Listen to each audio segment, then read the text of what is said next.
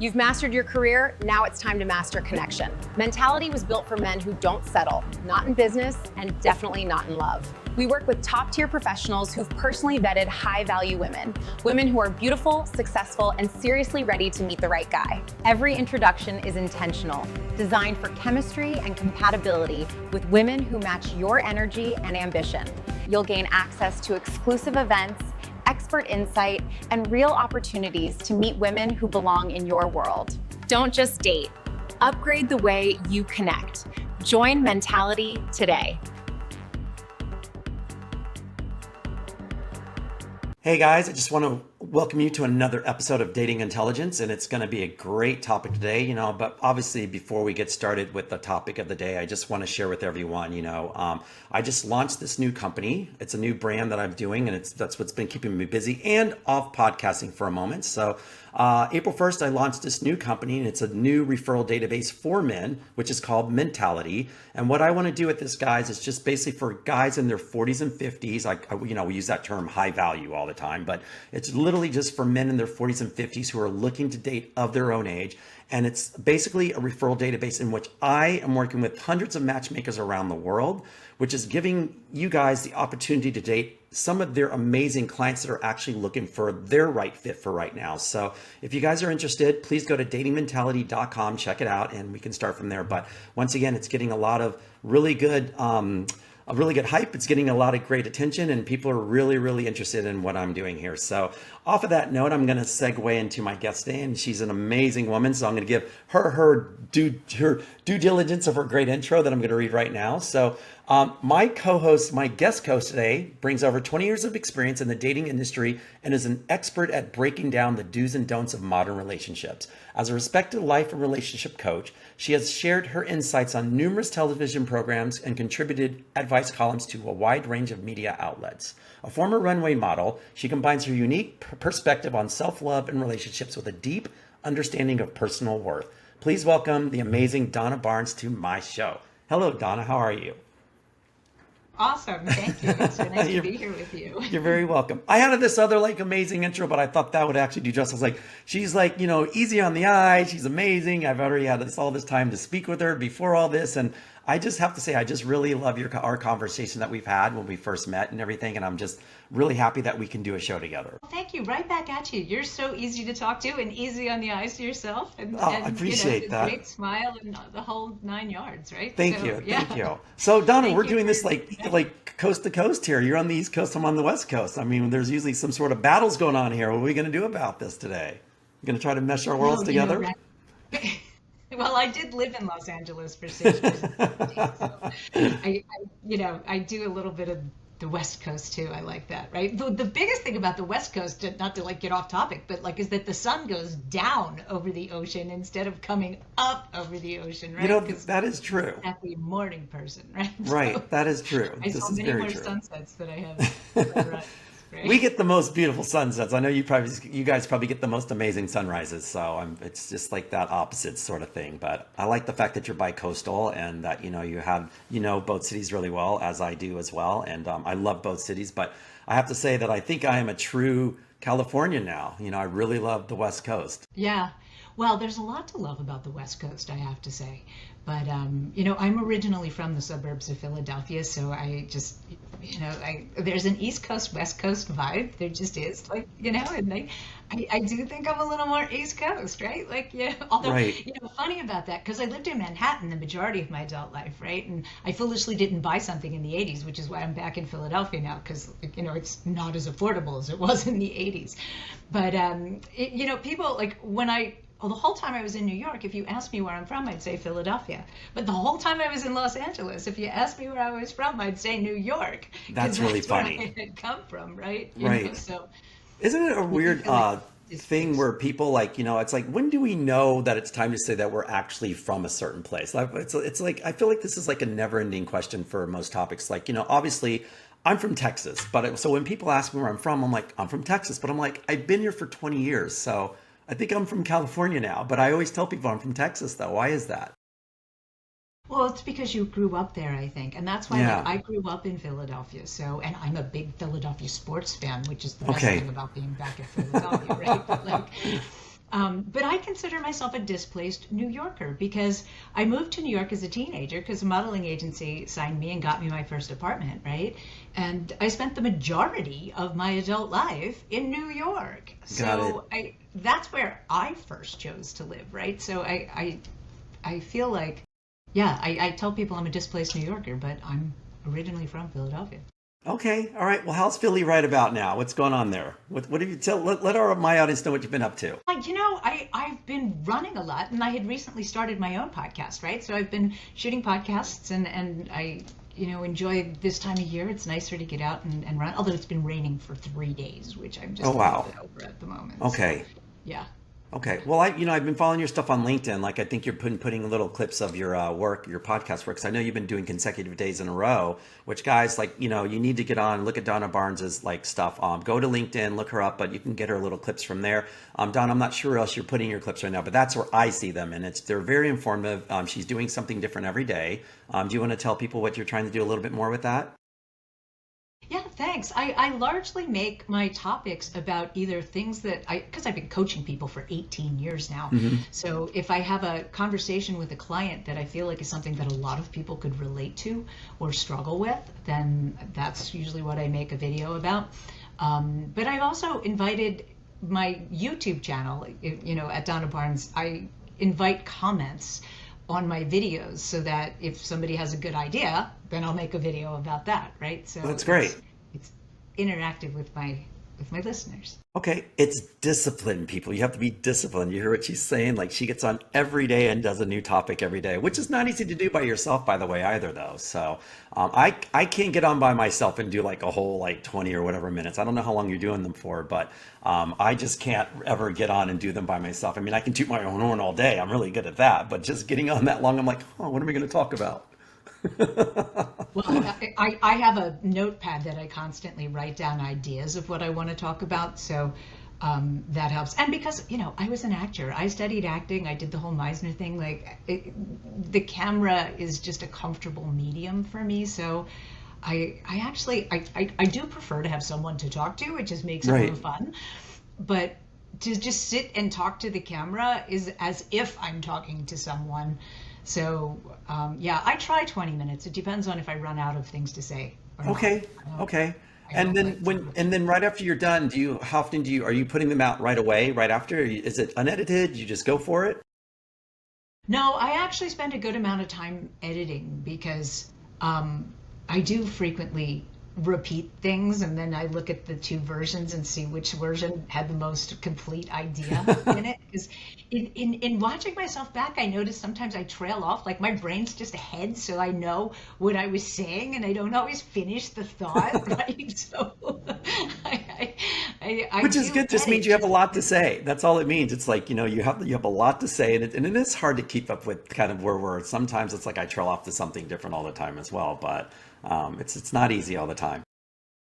Yeah, well, and I speak quickly, right? Which as an actor was a problem because directors would always say to me, "You need to slow down," but then it didn't feel natural, right? Because my cadence is fast. So I find if I'm in foreign countries, if they do speak English, they frequently say to me, "Can you slow down? Can you speak slower?" Because it's harder for them to catch the language if it's not something they're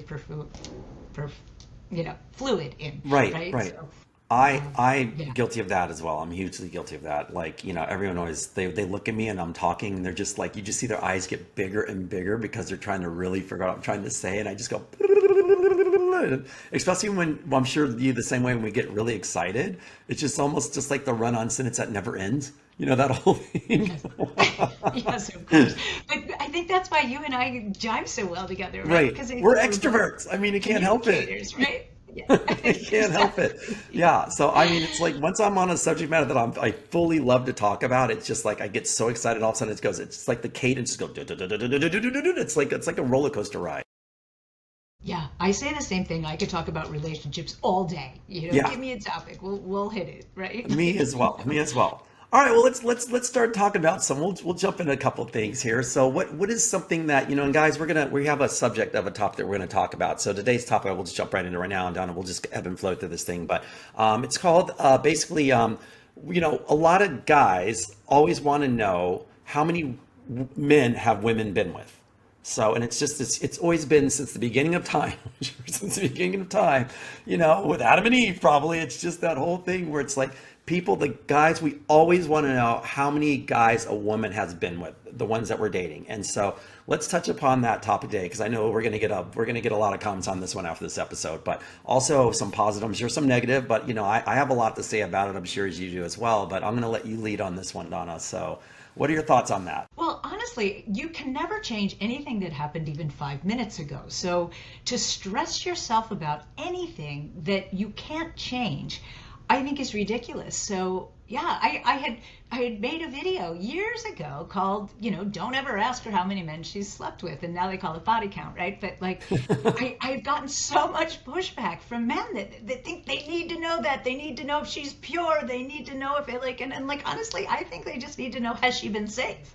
Can she give you anything? Or like, if you're not ready to be parents, that you're not creating a baby, right? Like, I think is really the only thing that you need to know. And I get it, and I think it's mostly younger men that really, because I said it to my brother the other night, and he was like, never even dawned on me to ask that, right? Like, he's my age, right? But like, I think especially, well, because we also now know that the reasoning and decision-making part of your brain doesn't finish developing until you're almost 26. Mm-hmm. So I think, and geez, you're flooded with testosterone at 18. It's when you hit your peak, right? So it's just really unkind the way your body is biologically developed, that I think it's because the reason you can't talk about it is, and because I don't think you should talk about your past relationships when you first meet somebody either, because all it really does is create insecurity.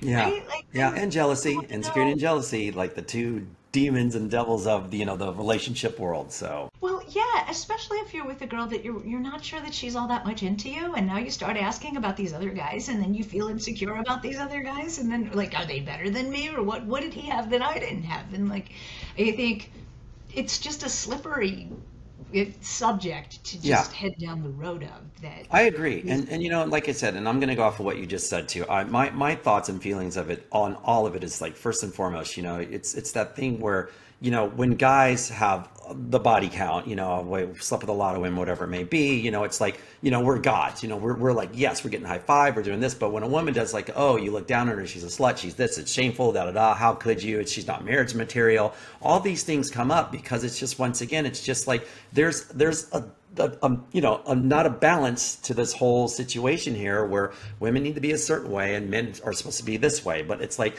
men are allowed, let's go all the way back to like, the lion, right? It's like, there's a bunch of lioness around. Men can sleep around. That's what men are meant to do on this earth, right? We're meant to, to procreate. That's what people say, right? So we're meant to procreate, and women are just to take care of and all this crap. So nowadays it's like, that time it's changed. It's like, I'm a huge advocate for women. I've always felt for myself, like, even if a woman told me, I laugh my ass off, because I think it's hilarious to me, because it's like, I give them a high five. I'm like, good for you living a life, because first of all, you never know what you're looking for. First and foremost, it's like the same way when you date a lot of people, right? It takes a time to figure out what the right person is for you, or who that person's going to be. And so for me, it's like, I applaud them most of the time, going, look, I don't, it's not like something that you're going to say, okay, you slept with 1,000, whatever. It's just a part of growth. It's a part of your learning curve. 100%. Mm-hmm. Well, and I do think, like, you don't know what you don't know. I mean, if you think back to when you were a teenager, I mean, I don't know about you, but my mother's whole, speech about sex was just don't. Right. I was like, you had a speech? I didn't even get a speech. That's really helpful. Like, you know what I mean? So it's like, what? There's a speech? Damn it. Well, it was just a general, like, putting it out there. Don't.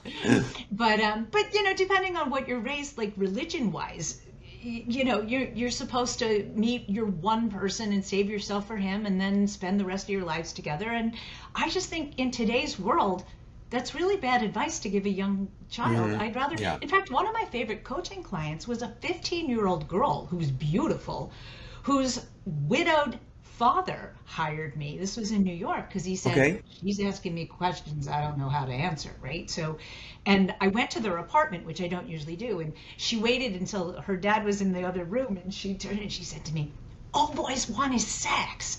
And I was like, of course they do. Doesn't mean you need to give it to them, right? Like, Yeah. she was adorable. Like, I was like laying it all out for her. She was like, can I take notes? Right? Like, she was like, Oh my but God. I think, that's part of the problem. And I think men are on the other side of that, learning that as little boys too, which is where I think their objection to this comes from. And they're like, no, she was supposed to wait until she met me. So Right. she can't Right. have all those other people.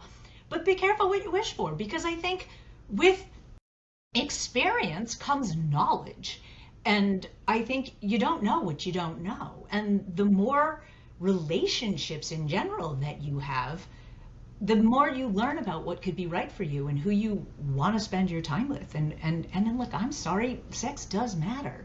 Yes, Right? it does. There is such Yeah. a thing as bad sex. Right. So, Let me ask and you this off of that, and we'll finish yeah, this segue. Sorry, but I just want to ask you off of that note then. So you're right though. So it's like sex it does matter. So let's talk about that for a minute on the fact that we all know people who have been together since, oh, we started dating in college and we're still like 30 years in. And then you're just like, sometimes my point of view when I look at that, it's like, you've been missing out on a whole lot of life there, girl. And even with the guy, because it's just like, that's your one person you've been with. And getting to the sexual part of it, it's like, you only know so much as you know, and hopefully they're experiencing things together or growing together in that department. But sometimes they're not, and they're just kind of just going up because they're each is in their own corners, maybe afraid to share, maybe afraid to grow, maybe afraid to ask what they really want because they don't know anything else, right? So that experience that they may have together is really an experience for the rest of people who have been out exactly. there into the world. Exactly. And honestly, I mean, in coaching, I've had people come to me post-divorce when they were virgins on their Hmm. wedding day. Oh And wow! now, a little bit lost and going, okay, look, what is this all about? How do I do Right. this? How long do I wait? What do you know what I mean? So it's like, and then on the flip side of that, like, I've never been married and I'm in my 50s. So it's like, I don't mean to be like, but God, I've never counted. I mean, I Right. counted in my 20s And because you shouldn't, Donna. You look amazing, and I'm sure you're probably amazing in bed too. So don't even worry about it. but to that point, with experience Yeah, comes, like, practice makes perfect, of right? Like, course it and does. Hmm. I think it's an asset to have been with different people, because then, to your point of what do you know, you figure out what you like, what you don't like. And I think, unfortunately or fortunately, depending on what side of that coin you're on, you learn that from other partners. And someone who's had more partners brings more to the equation Yes, it does. in That's true. in helping you understand. And honestly, I think it's up to a woman, because all women are different. And I coach both men and women, right? So I've talked to them. Men at one point or another will say, is it okay if we talk about sex? Right? Like, and it's they want to talk about it in the sense that they're having problems, right? Because they Right. say, if the sex works in a relationship, it should really only be 10% of the relationship, because everything else is so amazing. And then, you're having great sex.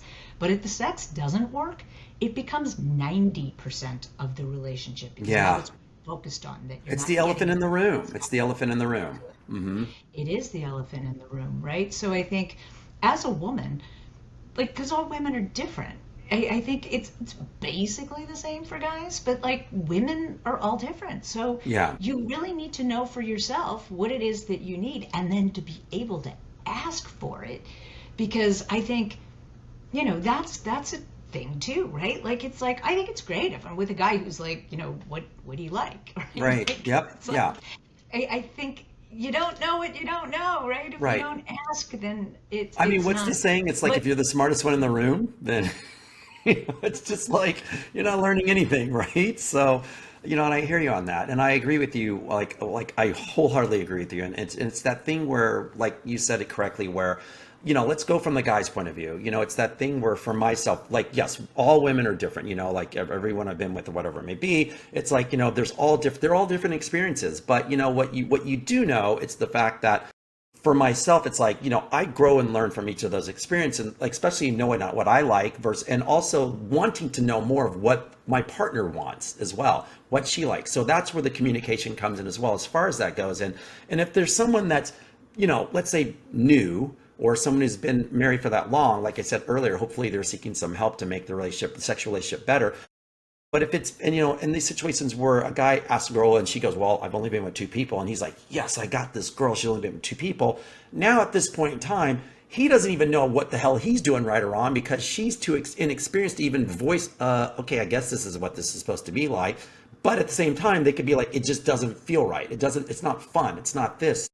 There's always this, like I said, dichotomy to this whole situation on knowing the fact that your partner maybe slept with less, but are you going to expect to be, have someone that's less experienced? And even still so, being a guy as well, that less experienced woman that you now have is not exactly fulfilling all of your sexual needs and fantasies that you may have as well. So now what happens? A guy still goes off seeking something elsewhere. So this is where this toxic masculinity and all these things, for me, I cannot stand. I cannot stand any of it because the fact that it just pushes the dominance on the alpha side of a male and just, diminishes that, that beta side of the female side. And there's never that equal balance. You've mastered your career, now it's time to master connection. Mentality was built for men who don't settle, not in business and definitely not in love. We work with top-tier professionals who've personally vetted high-value women who are beautiful, successful, and seriously ready to meet the right guy. Every introduction is intentional, designed for chemistry and compatibility with women who match your energy and ambition. You'll gain access to exclusive events, expert insight, and real opportunities to meet women who belong in your world. Don't just date. Upgrade the way you connect. Join Mentality today.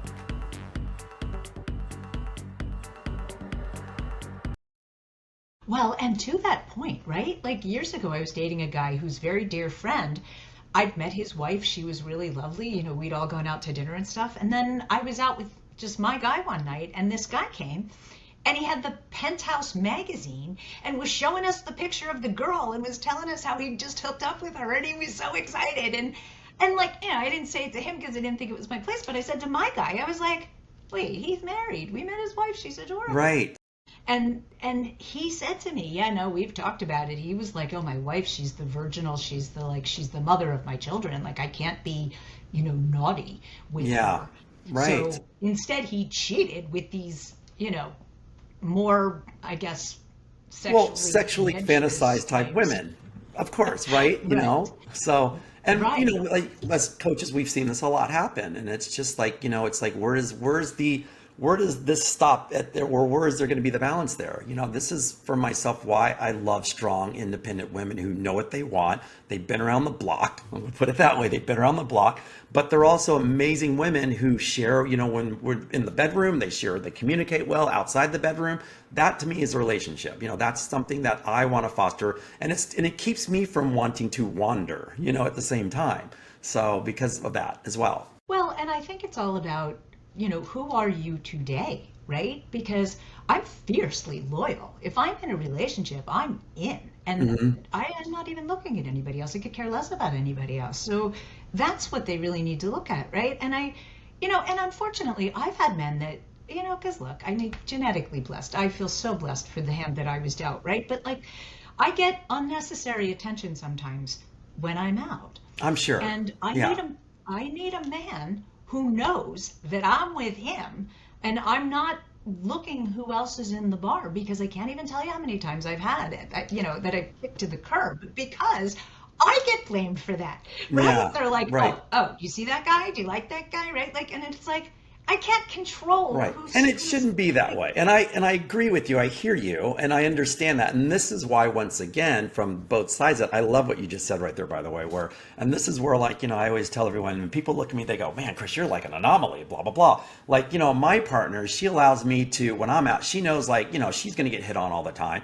I'm a huge flirt. Like I said, I've been thankful that, I've had women come to me all the time as well, but I take it in stride, but she allows me to be me out because she's like, you're going to get the attention, Chris. I'm not going to ever be insecure or jealous about it, because I know that you're coming in with me and you really want to be with me. And that's definitely true. But I do love the attention, like even unsolicited or whatever it is, because that, I just like it. So at the same time, though, I'm secure with who I am. She's secure, and we're both secure with our relationship. So, but it's funny, I was actually helping a few of my clients, in the past, where they, their girlfriends or wives, they're a little more extroverted than them, and they don't like when they get the attention. And so I had and they even look at me and go, well, don't you think that's wrong? And I'm like, first of all, I don't think it's wrong. I feel like you're just a little insecure. Let's talk about that. And then they would be like, well, we're not insecure. And I go, no, no, you're a little insecure. Let's just be honest, because there's things that you have said that you don't like doing. And most of the time it's because of the shit that they used to do in their own past with other girls or vice versa. So they're just mirroring, and projecting on their partner. That's true. It takes a cheater to know a cheater, right? I think it just is more obvious. But yeah, say that line again, Donna. I love that line. Say that line again. It takes a cheater to know a cheater, right? Like, someone who is cheating can spot the behavior so much more readily because they're doing it themselves, right? Like, correct. Yeah. So, but yeah, the whole insecurity thing, I think, is on so many different levels, and that exactly comes from if within your relationship you don't know that your partner is really that into you, I think is when that can become a little bit dicey, right? Because now if you're not feeling so loved by your partner and now you're out and everybody's paying attention to your partner, you're afraid really that somebody else is going to be more appealing. And I think that's the slippery slope too. Like when you get into a relationship, you always want to see a picture of the ex. You want to know, like, am I prettier? Am I not? Like, you know what I mean? Like, it's helpful if you feel like you're prettier than the last one. Right? Well, then you get shocked when you realize that, we'll segue into this, we'll come back to this, but this is a funny topic as well. It's the fact that, like sometimes I'm like, you dated that guy? And I'm like, whatever, are you looking how the people that we date at certain times of our life? And I'm like, well, it's just a phase, or we're everybody's ebbing and flowing with their growth. But everyone assumes that, like yourself or whomever, like you're dating your partner is always equal to what they're matched up to now or who they're dating now. And we realize some of the time it's just like, oh, you dated someone like that. It's like, huh, that's different, or whatever. It's like, I didn't really expect that person to look like that. So it's always a fun little game. Well, and when going through breakups, right? I can't, because, breakups is my biggest thing. And most people come to me and say, how do I get my ex back? And if their ex has already moved on with somebody else that they perceive to be less appealing than they are, that's a really hard pill to swallow, right? Yeah. They're like, right. He left me for her? Yeah, that is true. And it's like, you never know.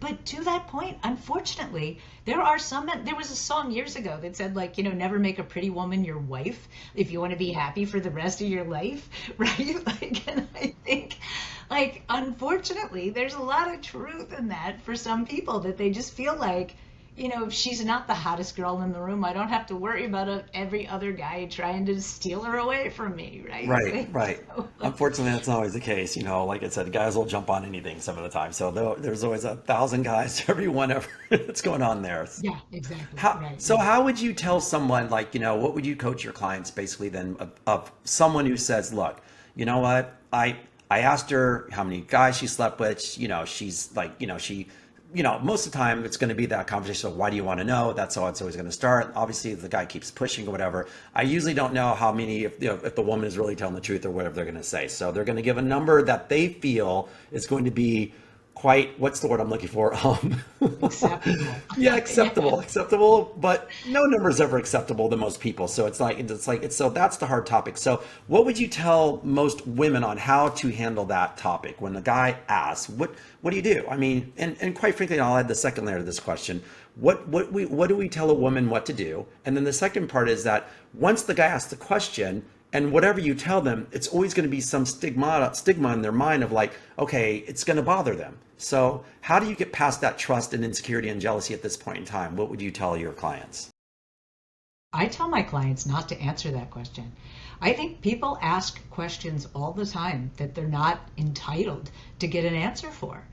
Great And answer. I coach a lot of my clients saying, just because someone asks a question doesn't mean you need to answer it, right? And especially with something like that, because if it starts really becoming an argument, then it's worth really sitting down and asking, why is that so important to you? Why do you need to know that? And how are you going to feel about it if the number I give you isn't acceptable to you? And I encourage them to focus more on the actual relationship, and because you can't change anything. You can't undo anything. It is what it is. Right. And I really think that it's not helpful information in the ears of a person who's crazy about you that then is just going to then wonder, well, was somebody better than me? Or, because like people are insecure on some level. Yes.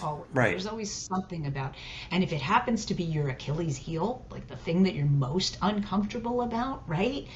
Then that's perhaps while you're asking, but it's like you're asking because you want to feel better about it. You want to ask and then feel like, okay, no, I was being ridiculous, right?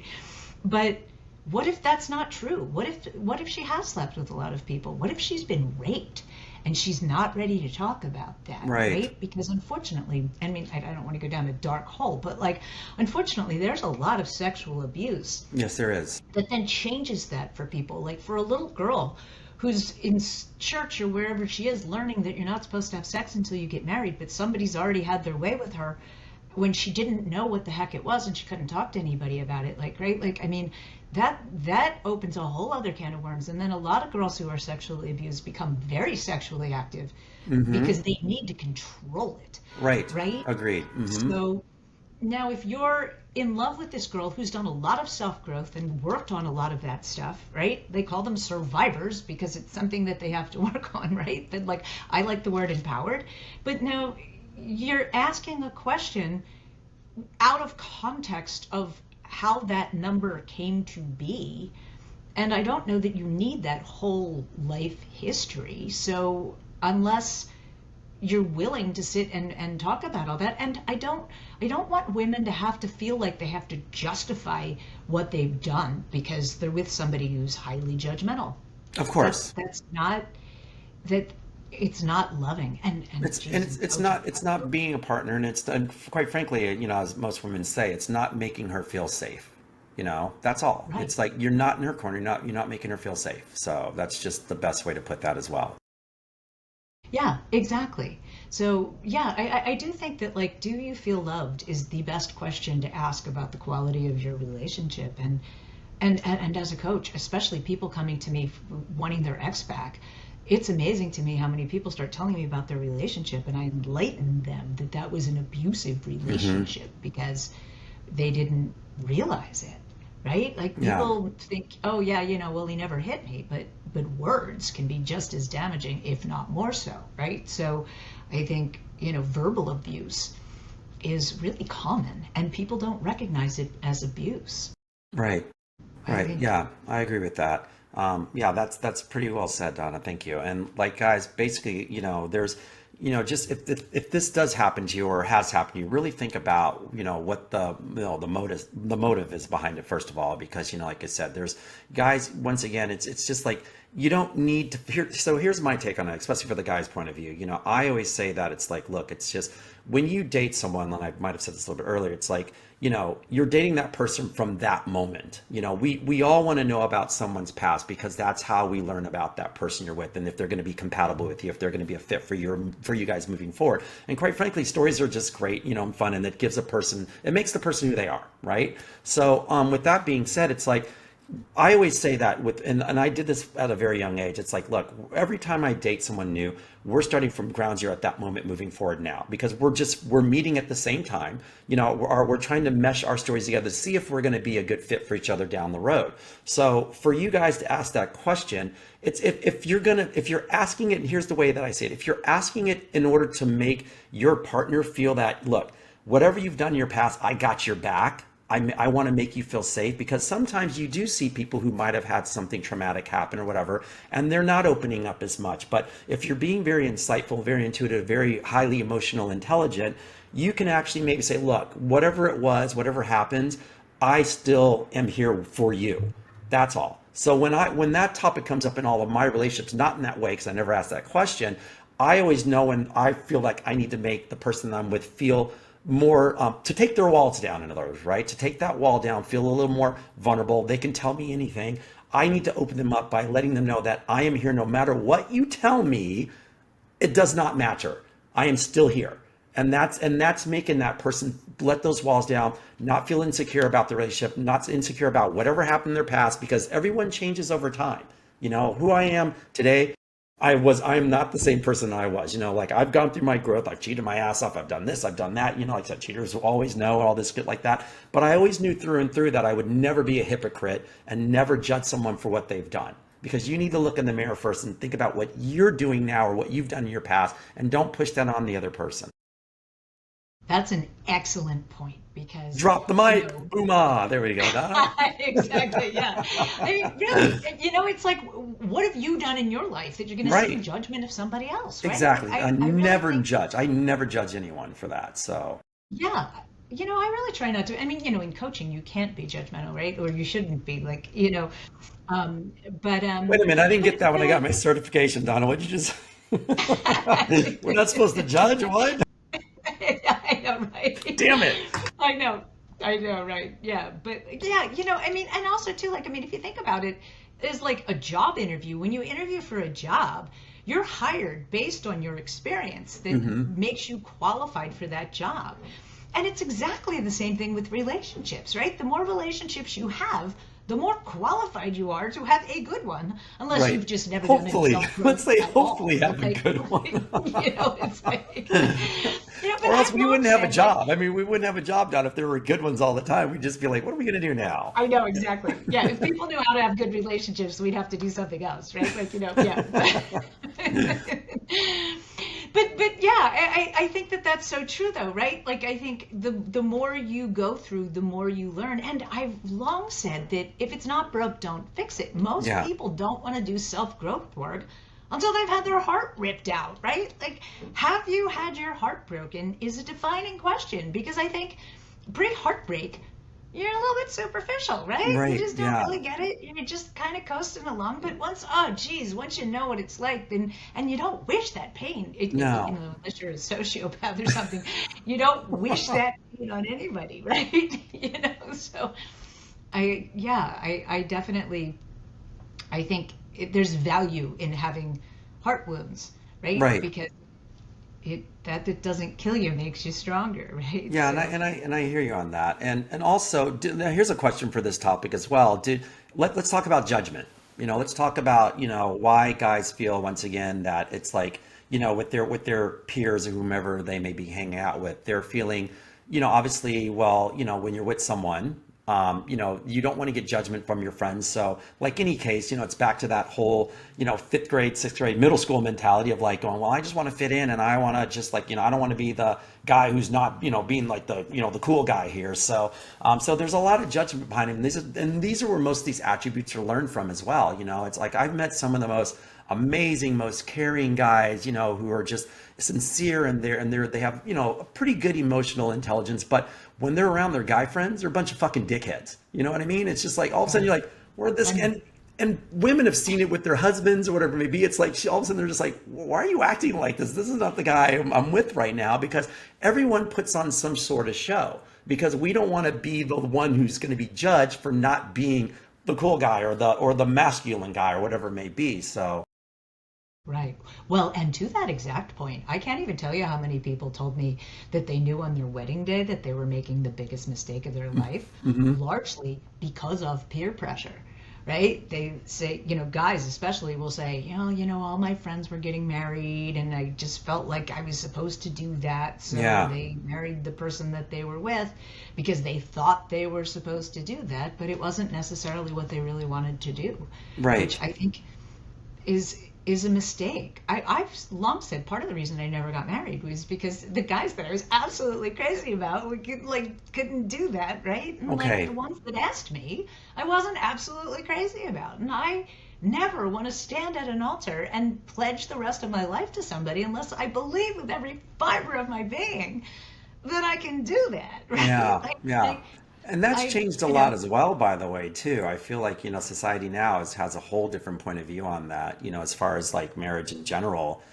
Culturally wise, I mean, I feel like with cultures, it's still a big thing, because it's just like, okay, well, you have to do this by this age, da da da da da da. It's like, the script that's written out for their lives already. But I feel that, nowadays, like you said, it's just finding that right partner that you can move forward with and hopefully have a union with without all the extra stuff that's going on. So that's also a very another topic we should hit on one day. as well, but it's a thing. So, but I appreciate the fact that, like you said, you've been single your whole life and have been, have had the chance to think that out with the right partners as well. That's another episode in itself, Donna. I have to bring you back on for this one. So, you Yeah, know. yeah, I'm more than happy. You're great. I love hanging out and talking to you. Right. All right. So off of this, so let's talk about this then. So what else do you feel like you want to share with our, with my audience and things like that? What else can we talk about as far as this goes? Because I know, like I said, we could run with this whole, how the body count situation all day long. Like I said, I know you've given the women's standpoint, and I've given a point of view of what why we do what we do and what we should do. Once again, from the beginning, guys, if let's talk about the intros of dating now. Let's say, like someone, because a lot of guys, obviously, when you are dating on date number 1, 2, or 3, we're already sizing up going, I like her, but, and she's, I gave her a kiss. And let's say, for instance, like, the second date, you guys slept with each other. You're in bed now, right? You're in bed now and you're thinking, okay, well, second date, we've slept with each other. So does she do this often? Is this something that happens all the time? Because I know that I've been single now for like let's say just for about a year now, and she's been single for 3 years, but this is our second date and she dates a lot. So, all these, see this little scenario I'm giving here? Right. And Yeah. I can tell you as 100% the truth. If I really connect with somebody, I mean, like deeply, yeah. Most of the great loves of my life I've slept with on the first date. High five, But it Donna, was right here. Bam. See, this is why we should see. I give you a high, super high five right now. Yeah. right? Because it's like that doesn't happen to me, right? I mean, my God, I could probably count on one hand in the last several decades how many guys I really connected with, right? Like, you know what I mean? But and God, my specialty is unavailable men in one way or another, right? Like, you know what I mean? But if I'm not into a guy, it's going to take me a long time to have sex with. And to that point, years ago, there was a guy that handsome, and I'd had a couple of dates with him, but I was on the fence. I was like, I don't know, do I like him? Do I not like him? I'm not sure, right? And then I happened to be in the car. I was driving to Philadelphia to see my family, and he happened to call me. And we were chatting, and he said to me, can I ask you something? And I said, yeah. And he said, are we ever going to have sex?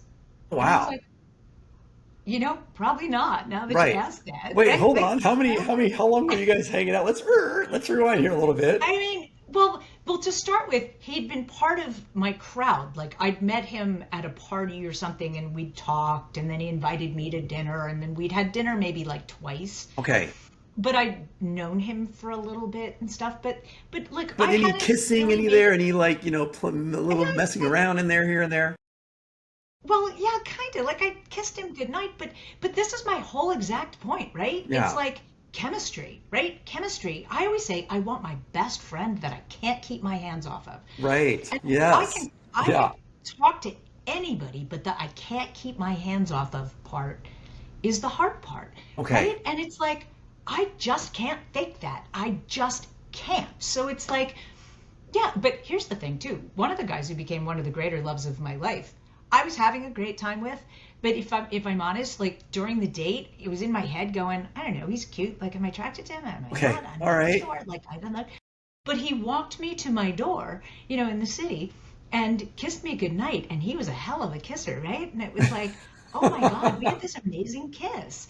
And it changed my feelings about That's him, awesome. right? Like, I was a Yeah. little bit like, and then, yeah, I invited him out for a second Right. time, right? 'Cause I Love was that. like, you know what? Yeah, I kind of liked him, right? Like, Yeah. so, and I think it can go the other way too. Like somebody that you're a little bit on the fence with, and you have a kiss goodnight, and you're a little bit like, I don't know that I really need to kiss him ever again, right? Yeah. Like, Right. Right. so Yeah. like, Agreed. I I, agree with that as well.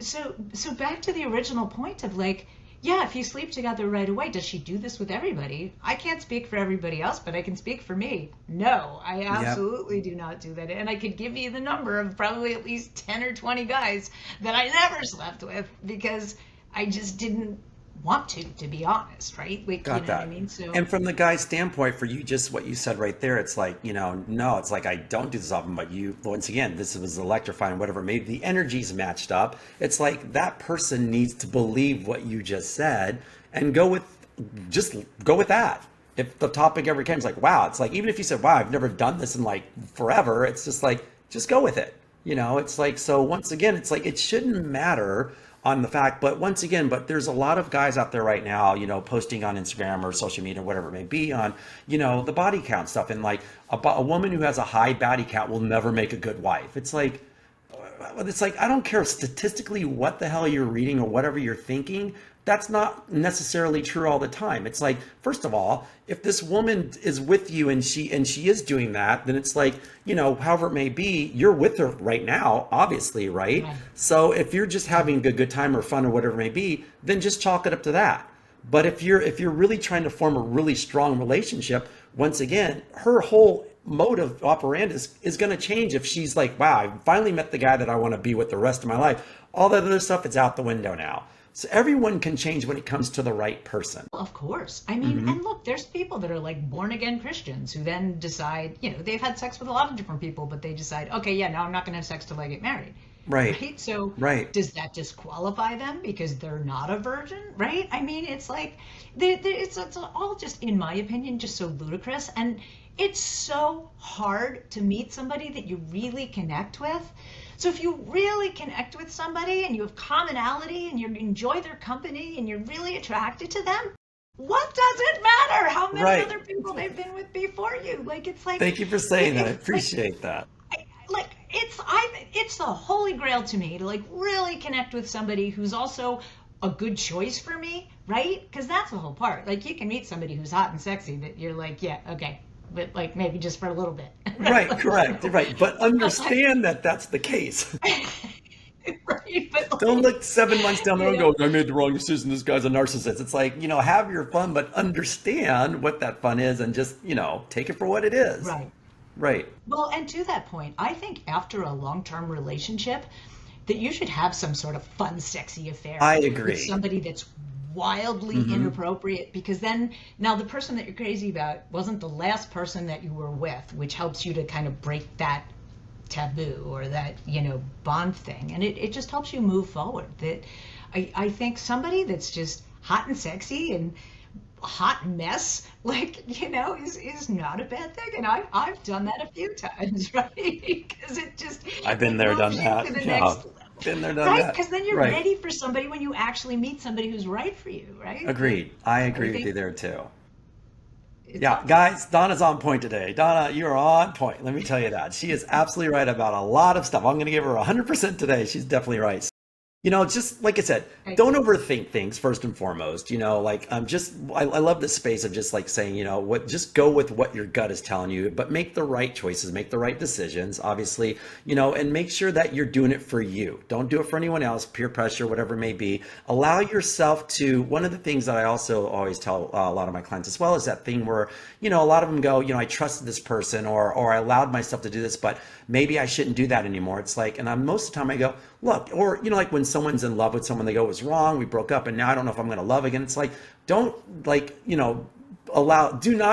the word I'm looking for? Like, don't stop yourself from just being who you are, in other words, right? It's like, if you want the next person that comes around, you might fall in love with that person, go for it. Don't second guess yourself, take the steps necessary to do your self-care, self-work, make sure that this is the right person, do your homework, right?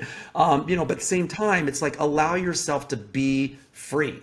Don't put these like little, walls up or stipulations or these, what is it? Non-negotiables that don't need to exist, quite frankly. So allow yourself just to be who you are. And if the person can't understand that, that's not the right person for you. Well, and 100%. And look, you probably know this as a matchmaker, right? Sometimes someone comes to matchmaking with a very bulleted list of all the things they absolutely have to have, and then you find somebody that you think you just have a gut instinct that you think they might like, and then you're like, humor me, just go out with this person and just see what you think, right? Like, and then they usually are crazy about that person, and then they come back and they're like, wow, I would have never chose that person for myself, right? Which is exactly to the point of having too many preconceived ideas. It's like, be careful what you wish for, right? Because sometimes what you think you want, and honestly too, I don't know if you ever watched Sex and the City years ago, right? Because it was based on real life things. Like, Charlotte thought she wanted the wealthy, handsome guy who was amazing, but then they had no sex life and she was really unhappy. Yeah. And then she met the balding Jewish guy that was completely out of what she thought she wanted. and he made her insanely happy. And that's exactly my point. It's like sometimes you think what you think you want and what you actually want are nowhere even close to the same, right? And like keeping an open mind, I think, is really, because I can't even tell you how many people come to me for coaching who tell me all about their best friend that they're of the opposite sex, or of like the sex that they're attracted to, and they're Okay. like, yeah, he'd be perfect. I'm just not attracted to him, right? But your thoughts create your feelings, and if you tell yourself, maybe I could be attracted to him, and look, you have to have a raw attraction Because on the God soul forbid level, that best right? friend just keeps trying and trying and trying anyway. It's like, Right?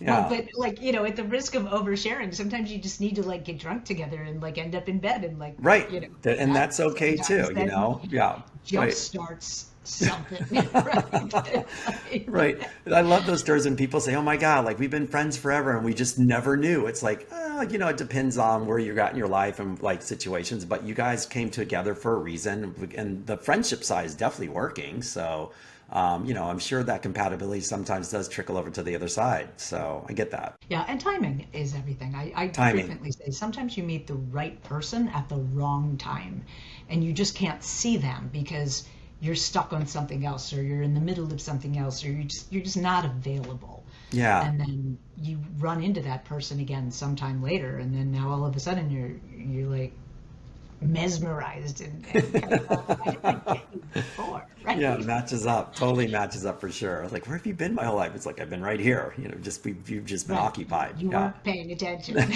Yeah. For sure. Oh my God. All right, Donna. So we are going to wrap this up, but I thank you so much. You're an amazing guest. I love our topic today. And like in closing, like, guys, once again, it is a big topic. It's like that taboo topic that no one really wants to talk about. But I feel like, if this conversation does come up, just kind of weigh your options. I love what Donna said. It's the best answer. It's like, why do you need to know first and foremost? And then let that person spin their own wheels from that point. I love when you ask something and you just sit back and let the other person just kind of go down that spiral. It's like, and all of a sudden, there it is right there. Because once again, they're asking for a reason. And most of the time it's just insecurities from whatever's going on in their life. And sometimes if you just ask them, probably, look, if you're feeling insecure about something or something's happened in your past, before you even start talking about or finishing that thought process of why you're asking me, maybe you'll actually open the other person up after all. So, because, we're all harboring something. Usually most of the time it's because of, let's just say it's just insecurities. No other reason why anyone wants to know is because of that reason alone. So, but yeah. Donna, do you have anything in closing? You want to say, where can people find you at? Please let them know how they can get in touch with you. Well, Donna Barnes, donnabarnes.com, Donna Barnes on YouTube, like Donna Barnes, if you can remember that. I'm either Donna Barnes or the Donna Barnes on most social platforms, but donnabarnes.com is the easiest way to find me. That's And great. yeah, Okay. this was such a treat. I Well, thank you for having me. It was no, so you're fun very welcome. talking to you. We'll probably end up doing another one somewhere down the road for sure. And guys, obviously you know where to find me. Dating-intelligence.com. My personal on Instagram is at fetchsport, FETCH, Please check out guys, or ladies, if you know any guys in their 40s and 50s you feel like are really, really good men and really looking to date amazing women who are available, please have them go to datingmentality.com for that as well, or just hit me up and just ask any question you want. So, all right, guys, I will talk to you all soon. And this is another episode of Dating Intelligence, and we are out.